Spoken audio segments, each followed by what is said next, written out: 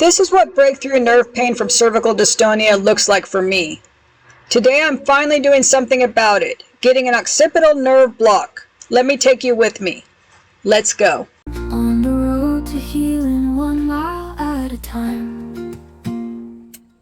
Quick context about me. I'm Nurse TLC. I've been a public health nurse for over 20 years, and I'm also a member of the American Holistic Nurses Association. But more importantly, I live with Ehlers-Danlos syndrome, POTS, dystonia, and chronic pain myself. So everything I share comes from both my professional training and my lived experience in this body.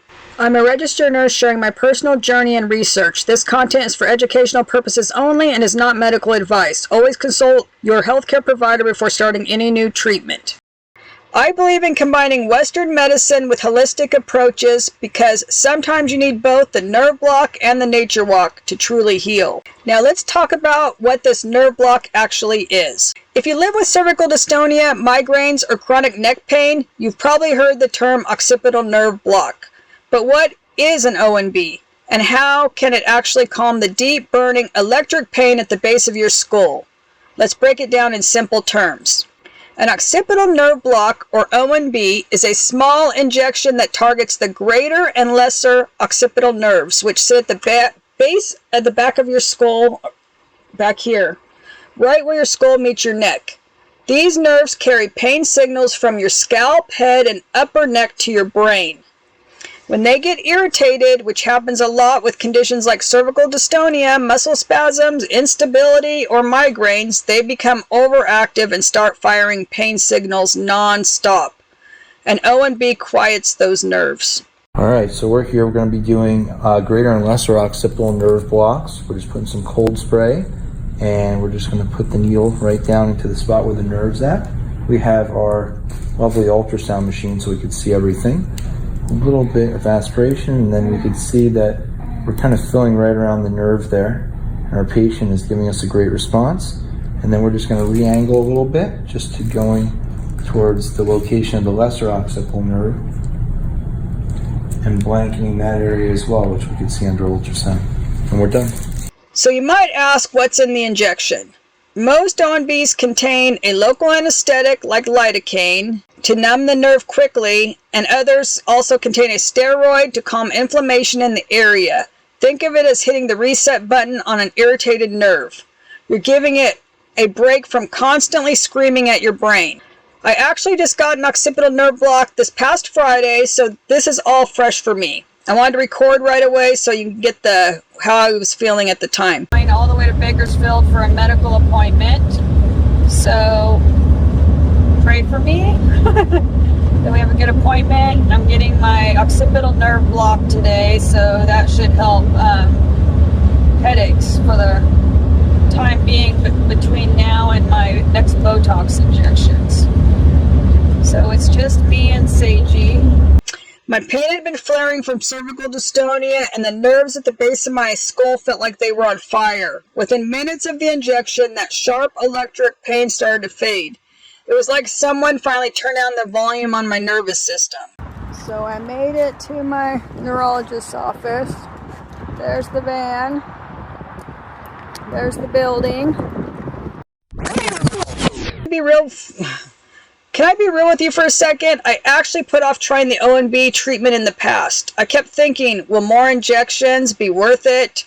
Because nothing seemed like it worked right. But last summer, when nothing was touching the pain and my quality of life became unbearable, I finally decided to give it another go.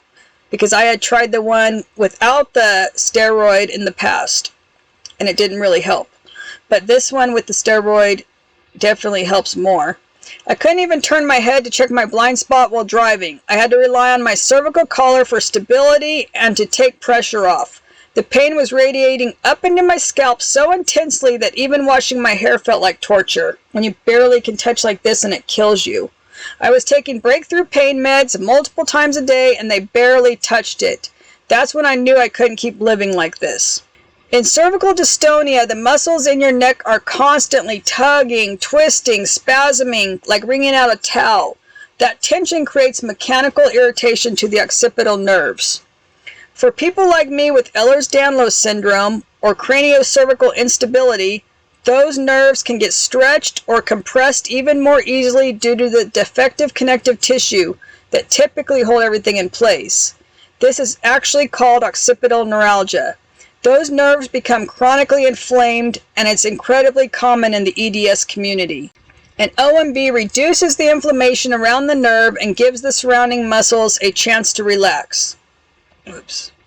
Many people feel relief from sharp or stabbing pain at the base of the skull, radiating pain up and over the scalp, pressure headaches, migraine flares triggered by neck tension, light sensitivity, pain that travels behind the eyes. I get a lot of that, but not all of it. How it helps with migraines. Migraine brains are sensitive. When the occipital nerves are irritated, they can trigger a cascade of migraine activity.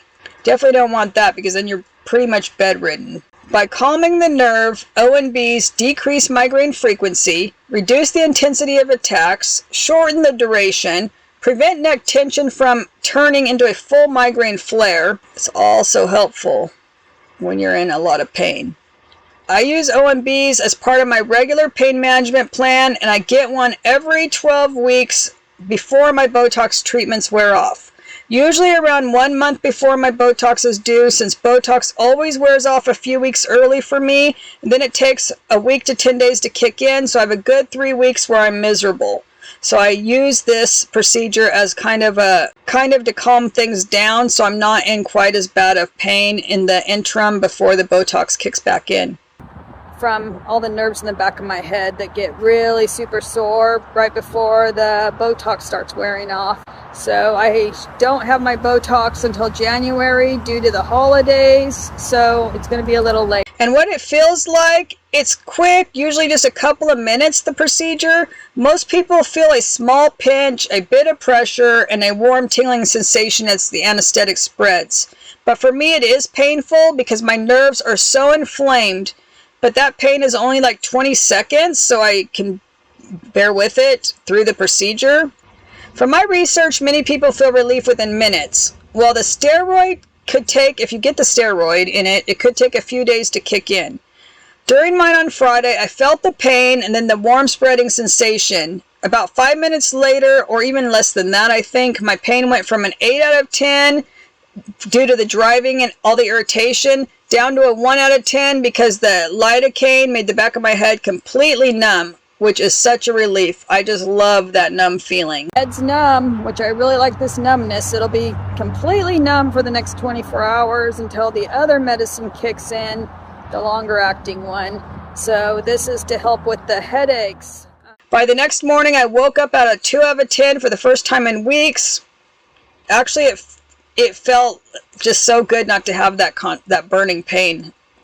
And by Sunday, I felt well enough to go on a Sunday brunch with friends, which normally I turn things down and don't want to go because I'm miserable. And you might wonder how long it can last. This varies, but most people experience immediate relief for several hours from the local anesthetic, and then longer lasting relief from days to weeks, sometimes even months from the steroid. For me, the steroid lasts a couple weeks to a month. For chronic conditions like dystonia or migraines, repeated OMBs can help train the nerve to stay calm longer over time. So that's why it's important to try multiple rounds before deciding if it's working for you. Now, I want to be clear about something. The nerve block is just one tool in my pain management toolkit. I'm a holistic nurse, which means I look at the whole picture and not just symptoms. On days when the nerve block is working, I can actually do the holistic practices that help me heal. I can take my therapy dog, Desert Sage, or Sagey, as she's known on here, on walks around the lake or something, without that stabbing pain stopping me every few steps. I could practice gentle yoga and stretching in my van without my neck seizing up. I could spend time out in nature, which we know reduces cortisol and inflammation, instead of being stuck inside, putting on heating pads or topicals or taking meds. The nerve block doesn't replace my holistic approach, it enables it.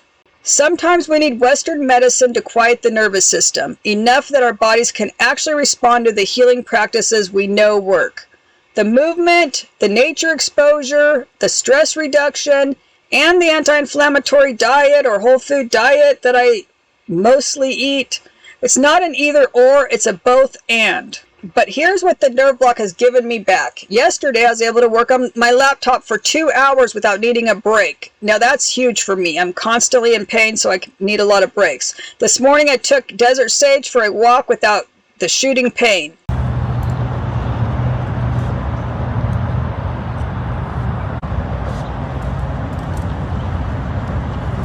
What's been in these bushes, huh? What's in the bush? Those are the window covers they found. All right, come on. Up. Up. Good girl. All right, up. Good girl, Seiji. Feels like winning the lottery. It truly does. You're like, yes, yes, I can do this. Yes, I can do that. It just feels so good. If your pain starts at the base of your skull and radiates upward, like this, or if your migraines seem to be triggered by neck tension and pain through here, called coat hanger pain, an occipital nerve block may be worth discussing with your neurologist or pain specialist. This is especially true if you're dealing with occipital neuralgia, cervical dystonia, or chronic migraines that aren't responding to other treatments. And remember, you don't have to choose between Western medicine and holistic healing.